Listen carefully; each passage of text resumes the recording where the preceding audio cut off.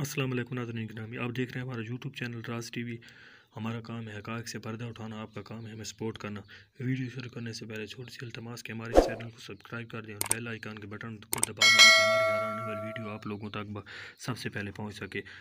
कुछ लोग नाज़रीन गिरामी, कुछ लोग ऐसे होते हैं जो कि खुदादा सलाहियतों के मालिक होते हैं, जो आने वाले वक्तों के बारे में बता देते हैं। जैसा कि आप लोगों को पता है कि आजकल कोरोना वायरस ने दुनिया में वगैरह मचा रखा है, लेकिन ये कोरोना वायरस के बारे में 40 साल पहले एक अमरीकी मुसन्निफ डीन क्वांटीज़ ने लिख दिया था।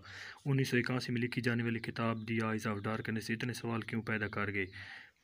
हैरान कौन तौर पर इस किताब में कोरोना वायरस के बारे में लिखा गया है। किताब में लिखा है कि चाइना के शहर वुहान से शुरू होने वाली बीमारी देखते ही देखते 2020 के आसपास पूरी दुनिया में फैल जाएगी।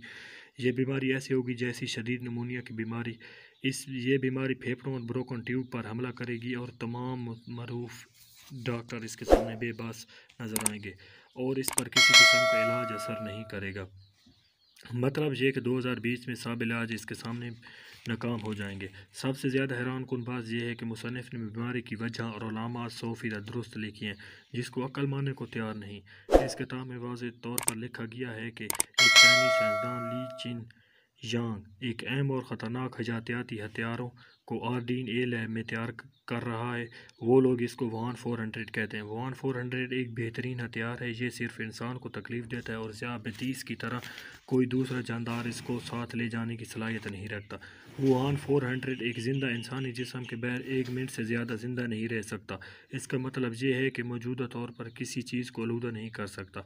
जिस तरह इस किताब में यह भी लिखा गया है कि चाइनीज़ किसी मुल्क या जगह को मिटाने के लिए इस्तेमाल कर सकते हैं।